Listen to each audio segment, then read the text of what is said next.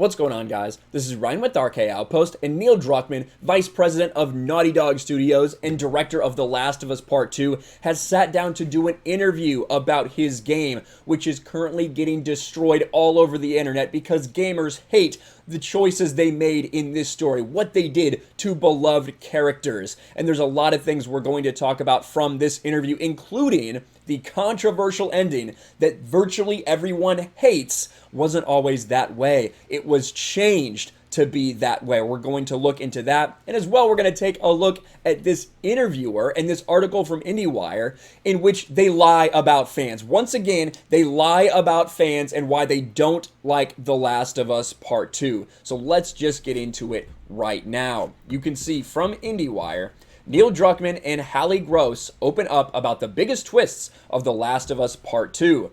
After years of total secrecy, well, except when all those things leak out, Neil Druckmann and Hallie Gross sit down for the first extensive spoiler-filled interview about the most ambitious story in modern video game history. And this is David Ehrlich.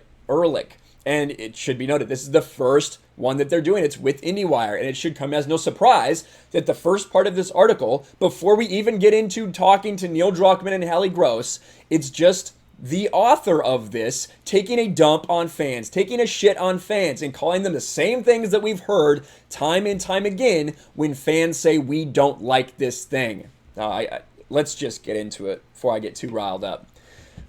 From the moment, and I should say this article contains major spoilers about the plot. We are going to be talking about spoilers here, just like we always do. So if you don't want to be spoiled, I would not continue to watch this video. From the moment that The Last of Us Part 2 is first announced, its plot has been one of gaming's most closely guarded secrets. Again, it leaked out very early, so it wasn't that closely guarded, evidently. The beloved first installment of Naughty Dog's post-apocalyptic adventure series told a heart-stopping story, while self-contained still managed to end with a wrestling cliffhanger. Players were left to sit with Joel's decision to save the life of his surrogate daughter Ellie, the only known person immune to the virus, rather than sacrifice her body to science in order to produce a vaccine. If the moral ambiguity of that moment helped galvanize The Last of Us 2 into a haunting experience, the promise of addressing its repercussions elevated The Last of Us Part 2 into a legitimate event. Now, I will say, we get talked about this a lot, that decision at the end. That decision at the end is not the wrong one. That is the right decision. Joel is a father. Anyone who has children will make that decision, or you should. The idea that you should sacrifice your child for the possibility of a cure is not one that any parent is going to make. So stop trying to act like that's some kind of actually moral gray thing. Is it a tough decision? I suppose, but it is absolutely 100% the right thing. Joel did the right thing, which is one of the reasons people have a tough time sympathizing with Abby, because guess what? Joel made the right decision. He made the right decision. It turns into a legitimate event, complete with the kind of high-wire hype that tends to be reserved for the release of a new Star Wars movie. And listen to this. When a bevy of sensitive cutscenes leaked onto the internet this past April and revealed certain details about the plot, 19-year-old Ellie is the protagonist instead of Joel. She's openly gay, and one of the major characters is trans. It became clear that Star Wars movie in question is The Last Jedi, and it is The Last Jedi.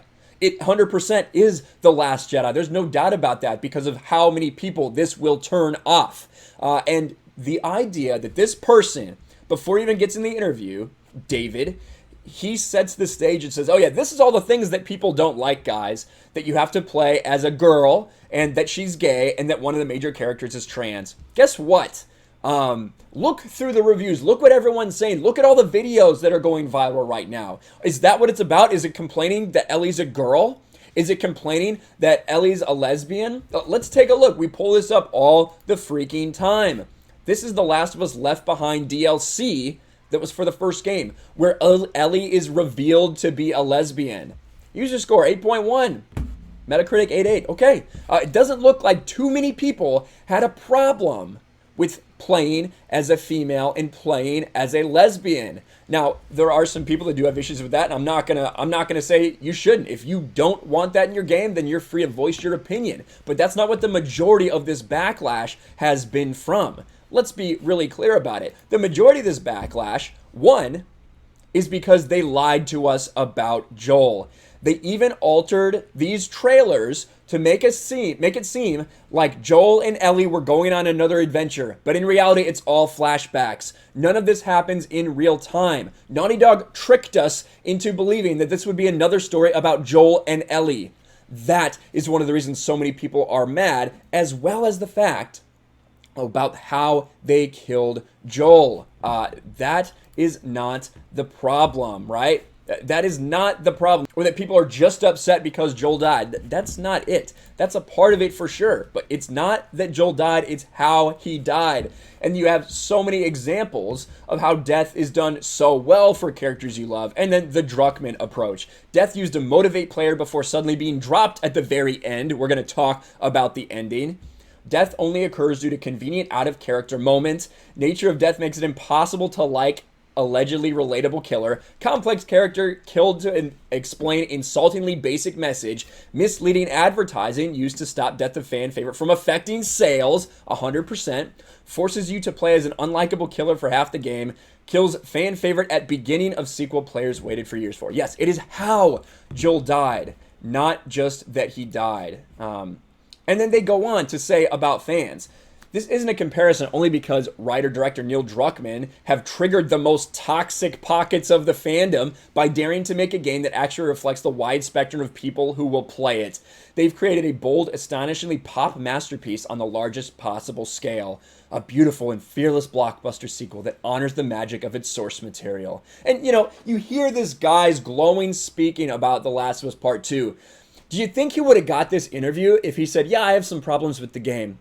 No, he wouldn't have. And that is the problem with games journalism. That is the problem with the media in general. They are too afraid of not being honest to these people because they want this access. They want to have the first interview. And that's exactly what this guy got. But let's just get into the actual interview here. Now, there's a couple things that I wanted to talk about.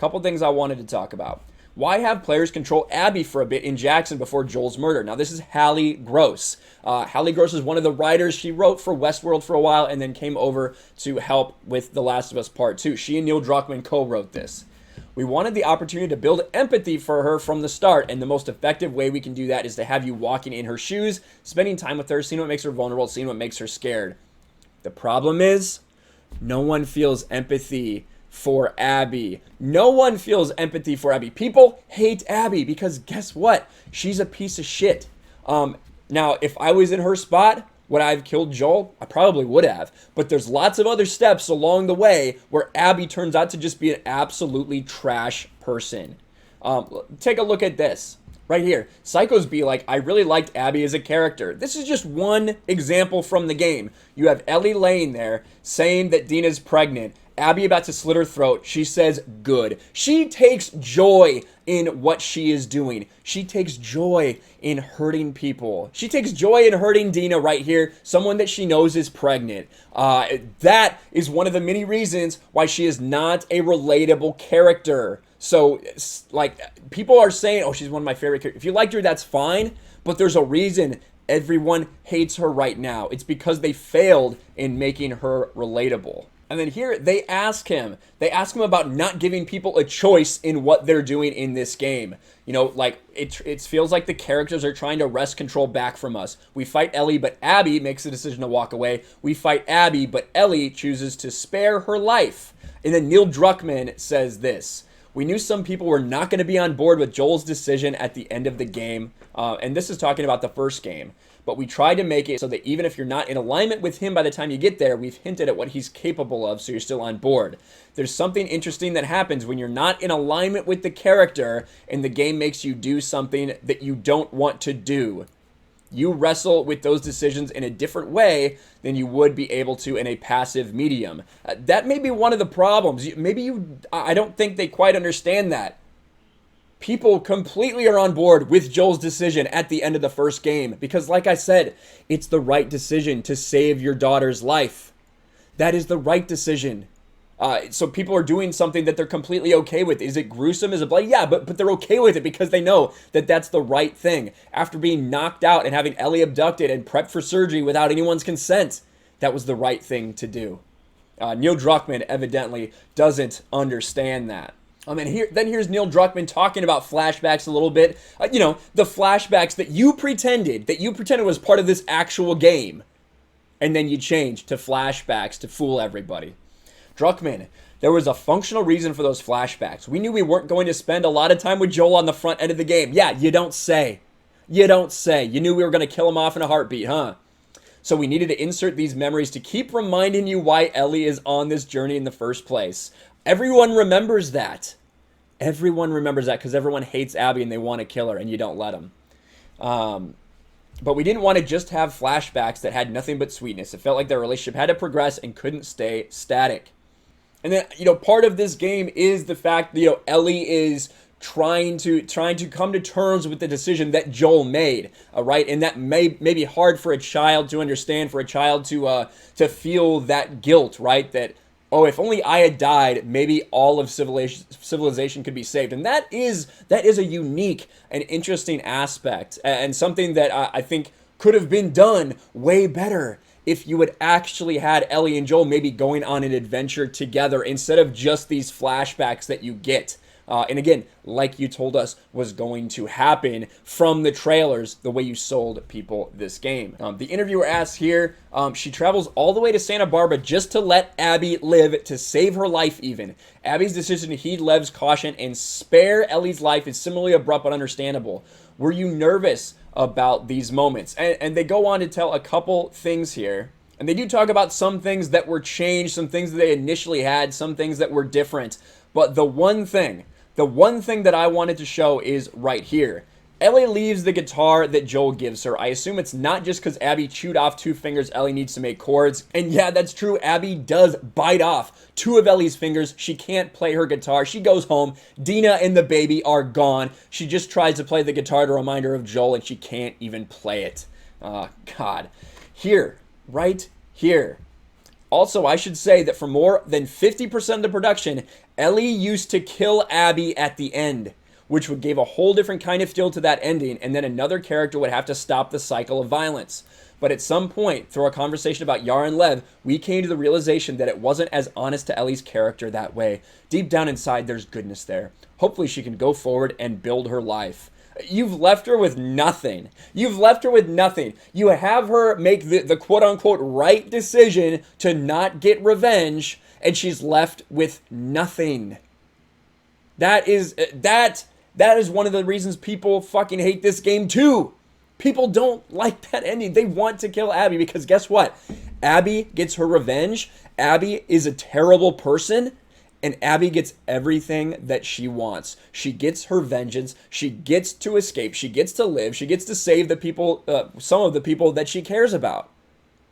How is that right? How is that saying that stopping the cycle of violence is the good thing? That's what a lot of people are upset about. And, you know, it just goes to show a little bit of how out of touch the people making this game are, and more about the access media and them trying to spin the fans. Spin how the fans feel about it to fit their narrative. That's what they've been doing this entire time. Should come as a surprise to no one. That's why we don't trust the games media. That's why we don't trust access media.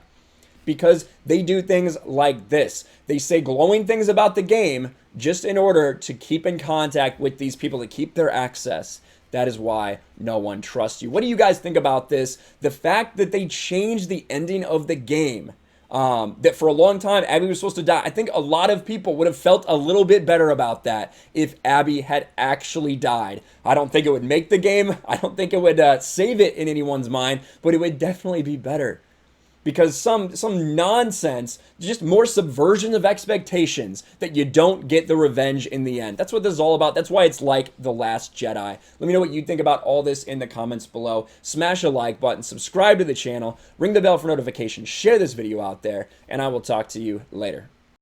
Thanks for watching, everyone, and a huge shout out to my patrons. I appreciate you guys so much. Want to follow me on Twitter or Instagram? Check out the description below. You'll find links to my P.O. box and my Patreon as well. And I'll talk to you guys later.